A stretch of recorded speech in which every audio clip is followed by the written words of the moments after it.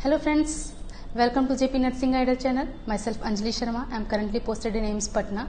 तो फ्रेंड्स मैं आपको एम्स भुवनेश्वर की 2019 का जो एसएनओ का पेपर है वो सॉल्व करवा रही हूँ. फ्रेंड्स आप लोग जैसे देख ही रहे हैं कि आकांक्षा मैम, प्रेरित सर और जय सर आप लोगों को अच्छी अच्छी वीडियोस लेके आ रहे हैं. हम लोग आपके लिए चैनल पे इतनी मेहनत कर रहे हैं. जैसे सी रिम्स का जो पेपर है वो हम लोगों ने इतने अच्छे से सॉल्व करवाया. आप लोगों ने बहुत रिस्पॉन्स प्यार से दिया उसको. थैंक यू फ्रेंड्स के लिए. हम आपके लिए ऐसे अच्छे रिस्पॉन्स आते रहेंगे. हम आपके लिए और भी ज़्यादा मेहनत करते रहेंगे. फ्रेंड आपके लिए एक और भी बहुत अच्छी खुशखबरी है फ्रेंड्स की मैं आपके सामने जो 200 इंपॉर्टेंट टॉपिक्स हैं उनकी वीडियो लेके आने वाली हूँ फॉर नॉर्थ 2022. तो फ्रेंड्स पहले मैं आपको 100 टॉपिक्स की वीडियो बनाऊंगी. ठीक है, उन टॉपिक्स में मैं आपको ये भी बताऊंगी कौन से टॉपिक में क्या चीज़ ज़्यादा इंपॉर्टेंट है. अगर उस पर रिस्पॉन्स अच्छा है फ्रेंड्स तो मैं दूसरी वीडियो भी बनाऊंगी 100 टॉपिक्स की. तो फ्रेंड्स चैनल पे बने रहिए, चैनल को सब्सक्राइब कीजिए. ठीक है, और आपका प्यार हमें ऐसे ही देते रहिए.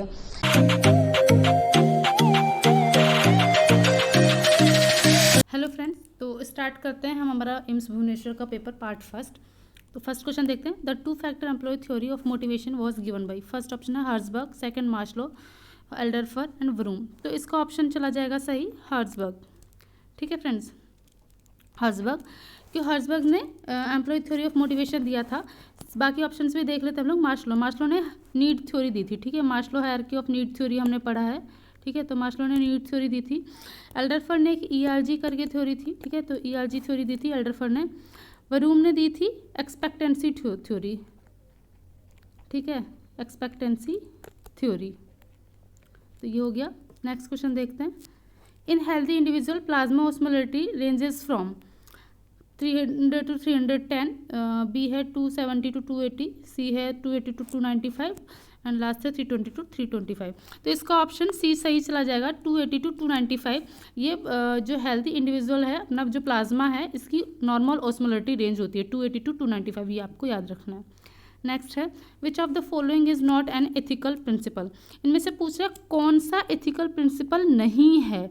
ठीक है, तो ऑटोनोमी बिल्कुल होता है फ्रेंड्स. ऑटोनोमी होता है कि जो भी हम सब्जेक्ट ले रहे हैं, क्लाइंट ले रहे हैं, उसकी इच्छा का हमें ध्यान रखना है, उसकी विश का हमें ध्यान रखना है कि वो उसकी खुद की कंसेंट है. ठीक है. सेकेंड है नॉन मालफिशेंस. नॉन मालफिशेंस भी बिल्कुल होता है. नॉन मालफिशेंस में होता है कि पेशेंट का कोई हार्म नहीं होना चाहिए. ठीक है, नो हार्म. नेक्स्ट है जस्टिस, मतलब जो क्लाइंट हम ले रहे हैं उसके साथ हमें जस्टिस करना है. ठीक है, मतलब पेशेंट के साथ कोई अन्याय ना हो, इस चीज़ का भी पूरा हमें ध्यान रखना है. तो ये भी होता है. नेक्स्ट है नॉन बेनिफिशेंस. तो फ्रेंड्स ये इसका सही आंसर चला जाएगा. नॉन बेनिफिशेंस नहीं होता है एथिकल प्रिंसिपल. एथिकल प्रिंसिपल्स के अंदर बेनिफिशेंस आता है और बेनिफिशेंस का मतलब होता है कि जो पेशेंट का प्रॉफिट हो. ठीक है, बेनिफिट हो. ठीक है, पेशेंट का. और 2 एथिकल प्रिंसिपल्स आते हैं. एक होता है फेडिलिटी और नेक्स्ट होता है वेरासिटी. ठीक है, तो जो फेडिलिटी होता है इसके अंदर है कि पेशेंट का जो क्लाइंट है उसकी हमें विश्वसनीयता बना के रखनी है. ठीक है, मतलब पेशेंट को अब हमारे ऊपर ट्रस्ट होना चाहिए कि हाँ हम कोई कुछ गलत नहीं होगा हमारे साथ. ठीक है, हमें एज ए सैंपल लिया जा रहा तो. ठीक है, नेक्स्ट होता है वेरासिटी, मतलब उसके साथ सही करना है. ठीक है, नेक्स्ट है who is known as father of scientific management.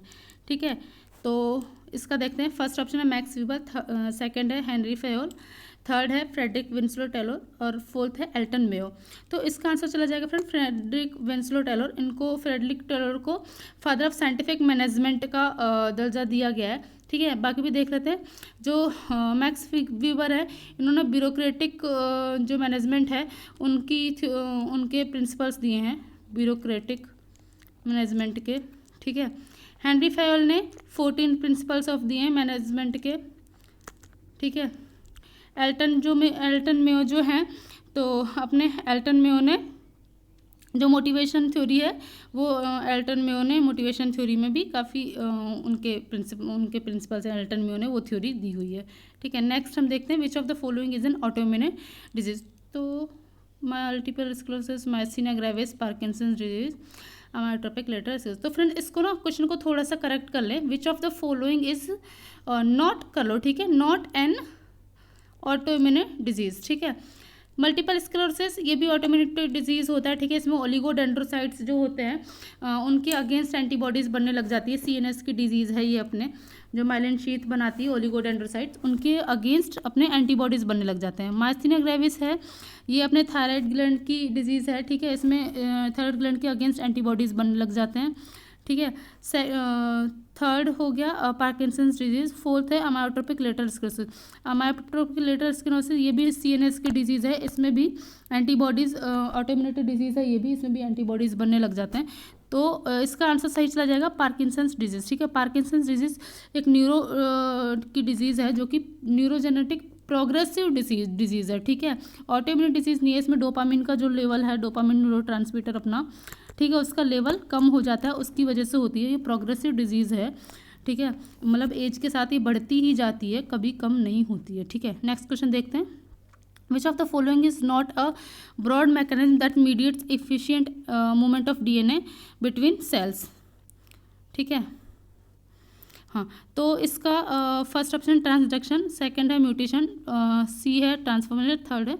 तो इसका आंसर चला जाएगा म्यूटेशन। देखो क्वेश्चन क्या बोल रहा है, not a broad mechanism that mediates efficient movement of DNA between cells. Cells का डीएनए का एक्सचेंज हो रहा है, डीएनए का एक्सचेंज हो रहा है, मतलब कि नई सेल बन रही है, ठीक है, डीएनए का एक्सचेंज हो रहा है, तो एज ए रिप्रोडक्शन की तरह, ठीक है। तो ट्रांसडक्शन में भी होता है, ट्रांसफॉर्मेशन में भी डीएनए का एक्सचेंज होता है, कॉन्जुगेशन में भी डीएनए का एक्सचेंज होता है, ठीक है। म्यूटेशन जो है, म्यूटेशन में डीएनए का सेल्स के बीच में एक्सचेंज नहीं होता है, जो डीएनए की जो है क्रोमोसोम, उसमें डीएनए के कौन से बेसिस में ऑल्टर हो जाता है, ठीक है, सडन चेंज हो जाता है डीएनए के बेसिस में, जैसे कि ATGC, ठीक है, करके ये बेसिस हैं, तो इनके बेसिस में ऑल्टर हो जाता है कि अगर मान लो एडेनिन थायमिन वगैरह जहाँ पे, तो एडेनिन की जगह थायमिन आ गया, थायमिन की जगह एडेनिन, तो ये जो नॉर्मल जो फिनोमेना है उससे सडन चेंज हो जाता है, तो वो म्यूटेशन होता है, ठीक है। तो ये ऑप्शन चला जाएगा सही। नेक्स्ट है the level of conversation in which no sharing of one self occur. First option level 1 open conversation, level second है लेवल 5 ग्लिच कन्वर्सेशन, सी है level 4 reporting of facts, D है लेवल 2 स्पॉन्टेनियस कन्वर्सेशन, ठीक है। तो इसका answer चला जाएगा cliché conversation, ठीक है। क्लीशे कन्वर्सेशन होता है जैसे कि जो पेशेंट जो वो खुद कुछ अपना कन्वर्सेशन, मतलब क्लाइंट अच्छे से नहीं करता है, मतलब खुल के कुछ चीज़ नहीं बता पाएगा। ओपन कन्वर्सेशन मतलब खुल के बताएगा, ठीक है। रिपोर्टिंग ऑफ फैक्ट्स में होता है कि हाँ जो भी फैक्ट्स है उनकी रिपोर्टिंग सही सही बताई जाती है, और स्पॉन्टेनियस कन्वर्सेशन मतलब अचानक से कुछ भी बोल देना, ठीक है। क्लीशे मतलब खुद की चीज़ों को छुपा के रखता है, अच्छे से नहीं बता पाता है, तो ये आंसर चला जाएगा। नेक्स्ट है which of the following is not true about premenstrual syndrome. तो फर्स्ट ऑप्शन देखते हैं, it occurs during the last hour of menstrual cycle, second है it occurs during the luteal phase, third है it resolve with onset of menstruation, और D है it resolve with the onset of ovulation. तो ये बिल्कुल सही है, first ये last half of menstruation cycle में होता है, ठीक है। ये सिंपल पूछा है नॉट ट्रू, तो नॉट ट्रू बताना, ये तो सही है। It occurs during the luteal phase, ठीक है, तो ये ल्यूटियल फेज के अंदर होता है, बिल्कुल सही है। It resolve with onset of menstruation, हाँ, तो जो प्री मेंस्ट्रुअल सिंड्रोम है ये मेंस्ट्रुएशन आते ही रिजॉल्व हो जाता है अपने आप, ठीक है। डी है it resolve with onset of ovulation, ठीक है, तो ओवुलेशन के साथ में रिजॉल्व होता है, ये ऐसा बिल्कुल भी नहीं होता है, ठीक है। ओवुलेशन अपना अलग ही कंसेप्ट है, ठीक है, तो ये इसका आंसर सही चला जाएगा। नेक्स्ट है the normal newborn haemoglobin level is, तो 17 to 20, 12 से 14, ये 10 से 12 और 20 से 25, तो इसका सही आंसर 17 to 20 हो जाएगा। नॉर्मल 18 to 20 mg/dl ये होता है हीमोग्लोबिन का, ठीक है, तो 17 to 20 ये चला जाएगा सही आंसर। नेक्स्ट है the major class of immunoglobin in human serum is, ठीक है, तो इसका आंसर चला जाएगा IgG, ठीक है। बाकी सारे के बारे में थोड़ा थोड़ा मैं आपको बताती हूँ। IgA जो है वो ह्यूमन मिल्क में पाया जाता है। IgG जो अपने ह्यूमन सीरम है सबसे ज़्यादा जो पाई जाती है एंटीबॉडी, जो अपने अंदर एंटीबॉडीज़ है वो IgG पाई जाती है। IgM जो है ये जब भी कोई भी इन्फेक्शन होता है सबसे पहले ये डेवलप होती है मैटरनल, मतलब इवन फीटस अंदर होता है तो भी ये क्रॉस कर जाती है, ठीक है। इसको ये सबसे लार्जेस्ट IgM जो है लार्जेस्ट इम्यूनोग्लोबिन भी बोलते हैं इसको, ठीक है। IgE जो है ये एलर्जी में रिलीज होती है, ठीक है। तो नेक्स्ट क्वेश्चन अपना हो जाएगा, which of the following is not a common problem of infant born to diabetic mother, ठीक है। तो इसका आंसर चला जाएगा हाइपरग्लाइसीमिया, हाइपोकैल्सीमिया, पॉलीसाइथेमिया। ये क्वेश्चन हमने पहले भी करवाया फ्रेंड्स और ये बहुत रिपीटेड क्वेश्चन है, ठीक है। इसका आंसर हाइपरग्लाइसीमिया चला जाएगा, क्योंकि जो भी डायबिटिक मदर है ना, उसका जो फीटस है वो मतलब उसको हाइपोकैल्सीमिया हो जाएगा, हाइपोग्लाइसीमिया हो सकता है। हाइपरग्लाइसीमिया अगर ऑप्शन में आ गया तो हाइपरग्लाइसीमिया किसी भी कंडीशन में नहीं हो सकता उस फीटस को, उसको भी, बच्चे को, क्योंकि जो डायबिटिक मदर का जो इन्फेंट है वो जब तक अपने यूट्रस में रहता है तब तक मदर का ग्लूकोज लेवल हाई रहता है, तो जो फीटस है उसको भी हाई लेवल ऑफ ग्लूकोज मिलता रहता है, तो उसको हाई लेवल ऑफ ग्लूकोज लेने की हैबिट हो जाती है, ठीक है। तो जैसे ही वो बाहर आएगा तो हाइपोग्लाइसीमिया में जा सकता है, लेकिन हाइपरग्लाइसीमिया बिल्कुल नहीं हो सकता, ठीक है। हाइपोकैल्सीमिया हो जाए, पॉलीसाइथीमिया भी होता है, ठीक है। और मैक्रोसोमिया मतलब बेबी का जो फेस है या फिर ऑर्गन है वो भी बड़ा बड़ा रहेगा, ठीक है। तो ये मैक्रोसोमिया भी हो सकता है, ठीक है। तो ये फर्स्ट आंसर चला जाएगा। नेक्स्ट है the gold standard for treatment of hot flush is. Hot flush, ठीक है, हॉट फ्लश होता है पोस्ट मेनोपोजल में, पोस्ट मेनोपोजल वुमेन में, ठीक है। ये उसका करेक्टरिस्टिक फीचर है। तो ये पूछ रहा है कि ट्रीटमेंट इसका गोल्ड स्टैंडर्ड क्या हो जाएगा, तो सोच के देखिए फ्रेंड्स, ऑप्शन देख लेते हैं। ऑक्सीटोसिन और एडमिनिस्ट्रेशन, प्रोजेस्टेरोन, एस्ट्रोजन और सीरोटोनिन। तो सोच के देखिए फ्रेंड्स, पोस्ट मिनोपोजल में क्या होता है, मिनोपोज बंद हो जाएगा। मिनोपोज होता है किसकी वजह से, ईस्ट्रोजन की वजह से, ठीक है। तो मेनली ईस्ट्रोजन की डेफिशिएंसी हो जाती है, ठीक है। मेनली जो ईस्ट्रोजन है वो कम हो जाता है बॉडी में, उसकी वजह से हॉट फ्लश हो जाता है। लेकिन ईस्ट्रोजन जो सप्लीमेंट हैं वो हम हमेशा अकेले कभी नहीं देते हैं, ठीक है। इसको प्रोजेस्टेरोन के साथ में देते हैं। लेकिन अगर ऑप्शन में आपको अलग अलग दे दिया जाए तो आपको ईस्ट्रोजन ही आंसर सही करके आना है, सी इसका ऑप्शन सही हो जाएगा। लेकिन अगर ऑप्शन में ईस्ट्रोजन प्लस प्रोजेस्टेरोन भी दे रखा होता तो वो बेस्ट आंसर हो जाता।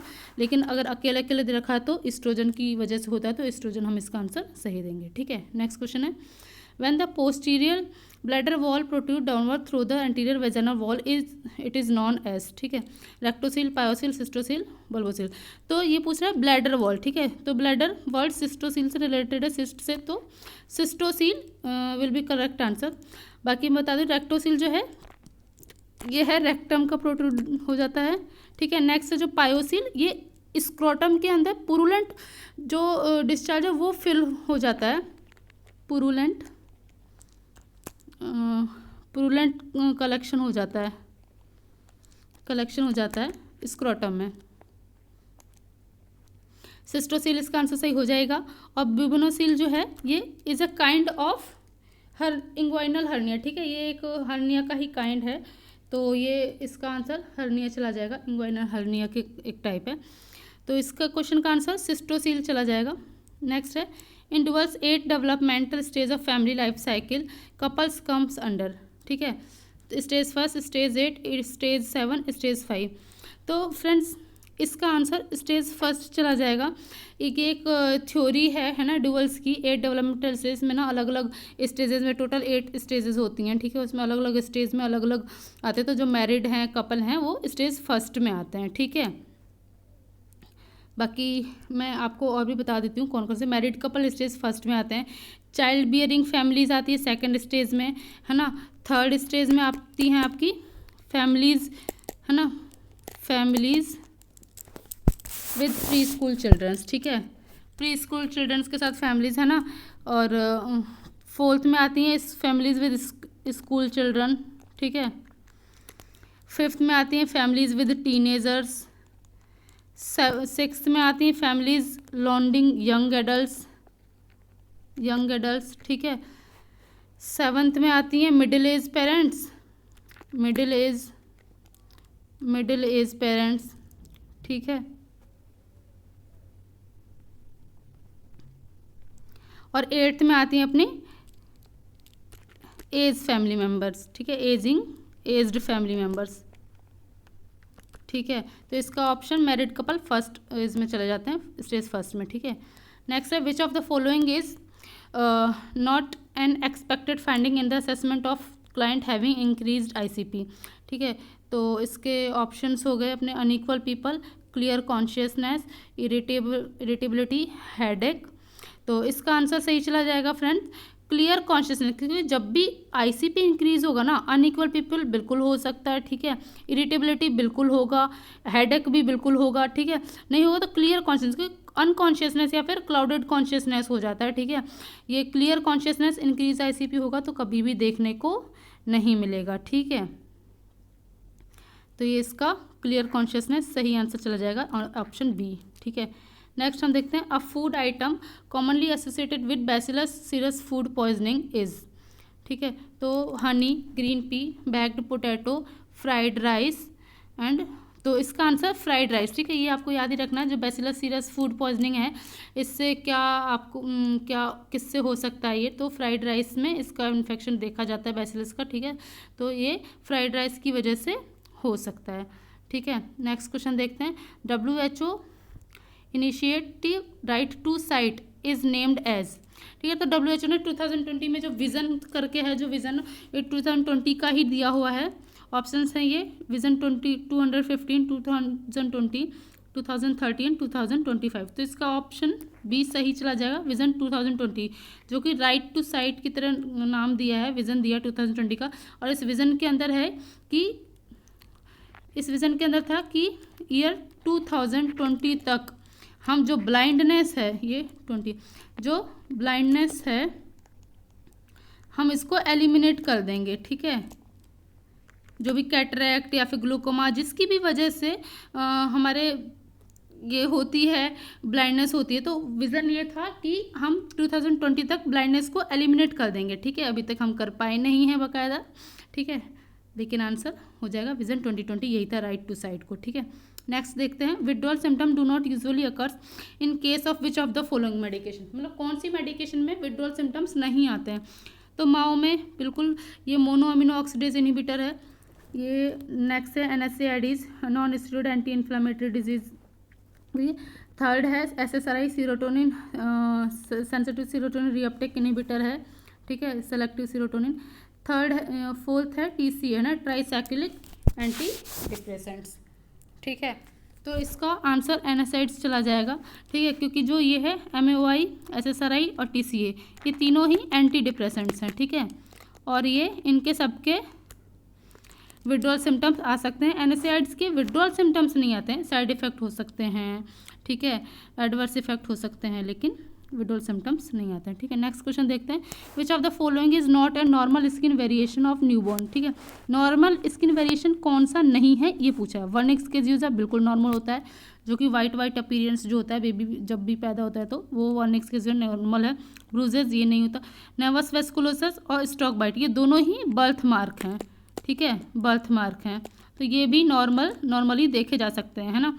नर्वस वेस्कुलोसिस होता है जो अपने हेड पे, फेस पे ब्लड वेसल्स है वो एनलार्ज हो जाती है, ठीक है, तो वो रेडिश अपीयरेंस दिखाई देता है। स्टॉक बाइट भी होता है कैपिलरी हिमेंजियोमा की वजह से ब्लड कैपिलरी एक साथ इकट्ठी हो जाती हैं, ठीक है, और वो एज ए रेडिश अपीयरेंस दिखाई देती है स्ट्रॉबेरी लाइक, तो वो स्टॉक बाइट होता है। ब्रूजेस होते हैं मतलब जैसे छिल जाए कहीं से ना, जैसे चोट लग जाती है तो इंजरी हो जाती है तो छिल जाता है, तो दैट इज़ ब्रूजेस, तो that is not a normal skin variation. तो इसका सही आंसर ब्रूजेस चला जाएगा, ये नॉर्मल स्किन वेरिएशन नहीं है। नेक्स्ट है a newborn temperature on an average ranges from, ठीक है, नॉर्मल टेम्परेचर पूछ रहा है, ठीक है। ए ऑप्शन है 36.5 to 37.5, सेकंड है 34.5 to 35.5, थर्ड है 38.5 to 39.5 और डी है 36.5 to 37.5। फ्रेंड्स क्वेश्चन बहुत ज़्यादा इजी है, लेकिन प्रेशर की वजह से सिली मिस्टेक होने के चांसेस इस क्वेश्चन में बहुत ज़्यादा हैं। वो कैसे?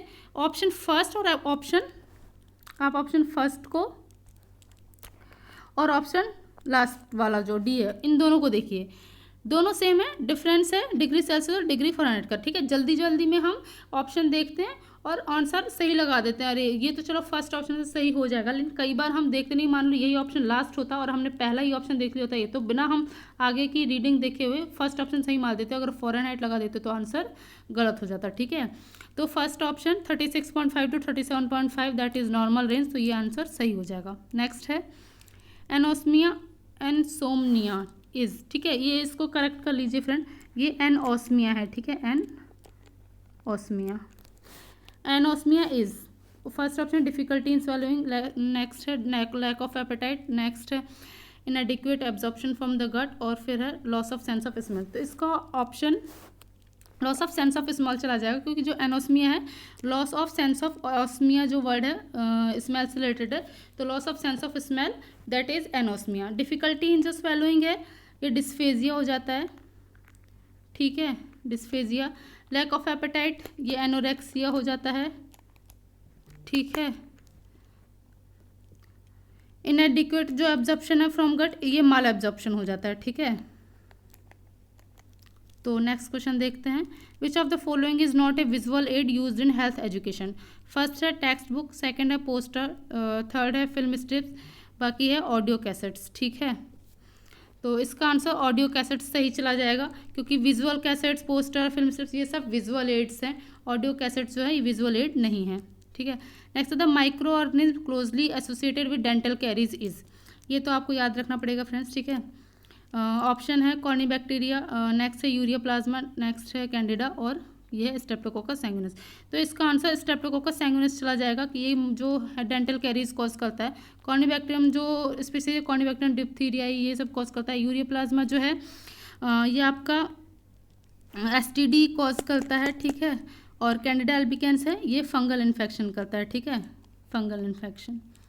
नेक्स्ट देख लेते हैं, अमीबियोसिस इज कॉज्ड बाई, तो ये भी याद रखना पड़ेगा, एंटामीबा हिस्टोलिटिका है। नेक्स्ट है टॉक्सोप्लाज्मा कोनाइडी, नेक्स्ट है लेशमैनियोडिवनी और लास्ट है ट्रिपैनोसोमा क्रूजी, ठीक है। तो Entamoeba histolytica will be correct answer, ये जो है अमीबियोसिस कॉज करता है।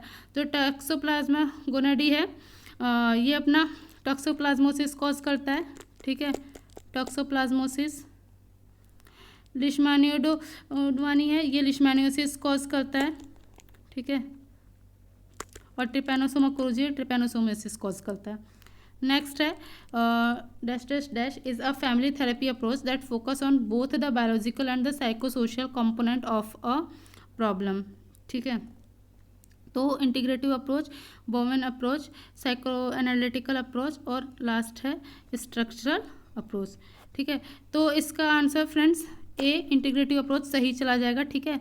जो इंटीग्रेटिव अप्रोच है वो होता है जो कि बायोलॉजिकल और साइकोसोशल कंपोनेंट पे फोकस करता है। Bowen approach is a kind of family, ये भी एक फैमिली थेरेपी का टाइप है, ठीक है। साइको एनालिटिकल अप्रोच ये सेगमेंट फ्रूड ने दिया था, ठीक है। स्ट्रक्चरल अप्रोच जो स्ट्रक्चरल पर्सनैलिटी जो थी थ्योरी ईगो सुपर ईगो वो थी, ठीक है। नेक्स्ट है which of the following is not a physical assessment finding in Parkinson's disease. First है एब्सेंस ऑफ कॉग्निटिव एम्पेयरमेंट, ये बिल्कुल होता है, ठीक है। Sorry absence of cognitive impairment, ठीक है। कॉग्निटिव इम्पेयरमेंट तो होता है फ्रेंड्स, ठीक है, एब्सेंस नहीं होगा। कॉग्निटिव इम्पेयरमेंट पार्किंसंस डिजीज में होता है क्योंकि ये प्रोग्रेसिव डिजीज है। मास्क लाइक एक्सप्रेशन ये भी बिल्कुल होता है। डिसार्थरिया बिल्कुल ये भी होता है। स्लर्ड स्पीच बोलते हैं डिसार्थरिया को। पिल रोलिंग ट्यूमर जो जैसे हम एक पिल को रोल कर रहे हैं ऐसे ट्रीमर्स होते हैं वो भी होता है। तो एब्सेंस ऑफ कॉग्निटिव इम्पेयरमेंट ये सही आंसर चला जाएगा क्योंकि एब्सेंस नहीं होती है इससे, कॉग्निटिव इम्पेयरमेंट होता है, ठीक है। तो ये पार्किंसंस डिजीज में सही आंसर चला जाएगा।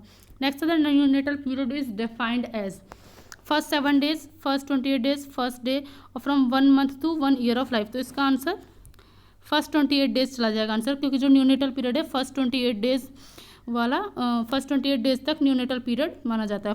1 month to 1 year of life इसको इन्फेंट बोलते हैं, ठीक है। नेक्स्ट क्वेश्चन देखते हैं, the pH of arterial plasma in healthy individual. तो नॉर्मल जो pH की जो लेवल है वो हमें इसमें बतानी है, तो ठीक है। नॉर्मल pH की लेवल 7.35 to 7.45 होती है। तो नॉर्मल रेंज देख लीजिए, सी ऑप्शन नॉर्मल रेंज में आ रहा है 7.4, ठीक है। तो ये हो जाएगा सही आंसर। नेक्स्ट है which of the following is not a feature of healthy mouth. तो हेल्दी माउथ का फीचर कौन सा नहीं है ये पूछ रहा है। तो ऑप्शन है dry and rough lips, next है पिंक एंड मोस्ट माउथ, सी है टीथ फ्री ऑफ डेब्रिस और डी है एडिक्वेट सलाइवेशन, ठीक है। तो ये नॉर्मल फीचर है, ये भी नॉर्मल फीचर है। एडिक्वेट सलाइवेशन ये भी normal feature. Dry and rough lips ये नॉर्मल फीचर नहीं है, तो ऑप्शन ए सही हो जाएगा, ये नॉर्मल फीचर नहीं है, ठीक है। नेक्स्ट क्वेश्चन है a client with C4 spinal cord injury is at greatest risk for neurogenic shock, respiratory compromise, paralytic ileus, stress ulcer. तो इसका आंसर रेस्पिरेटरी कॉम्प्रोमाइज चला जाएगा। जो C1 से C4 तक होता है तो रेस्पिरेटरी कॉम्प्रोमाइज पूरी बॉडी में पैरालाइज हो जाता है, ठीक है। रेस्पिरेटरी सब कुछ पूरा खराब हो जाता है। पैरालिटिक इलियस जो है वो जो अपने स्मूथ मसल्स हैं अपने इंटेस्टाइन की उनकी वजह से वो नहीं काम, उनमें पैरालिसिस हो जाता है, तो उसकी वजह से इंटेस्टाइनल ऑब्स्ट्रक्शन हो जाता है, ठीक है। न्यूरोजेनिक शॉक मतलब जो स्पाइनल कॉर्ड इंजरी की वजह से होता है। स्ट्रेस अल्सर, जो अपने स्टमक में अल्सर हो जाते हैं स्ट्रेस की वजह से, उनको स्ट्रेस अल्सर बोलते हैं, ठीक है। तो ये था हमारा फर्स्ट पार्ट फ्रेंड्स, ठीक है। तो कैसी लगी आप लोगों को ये वीडियो? होप फॉर अच्छी लगी होगी। तो फ्रेंड्स ऐसे ही हमें अपना प्यार देते रहिए, चैनल पे बने रहिए, हम आपके लिए ऐसी मेहनत करते रहेंगे, ठीक है। We are not done yet friends, ठीक है। Hope for best and all the best guys. अच्छे से पेपर की प्रिपरेशन करते रहिए। कोई भी क्यूरी हो आप लोगों को, आपको डिस्क्रिप्शन बॉक्स में टेलीग्राम की, इंस्टाग्राम की और व्हाट्सएप की लिंक दी हुई है। कोई भी क्यूरी हो आप डाल सकते हैं, कॉमेंट सेक्शन में भी यहाँ पे पूछ सकते हैं। हम में से कोई भी टीम मेंबर आपको हमेशा अवेलेबल मिलेगा और आपके सारी क्यूरीज को दूर किया जाएगा। तो फ्रेंड्स बने रहिए चैनल पे। Thank you.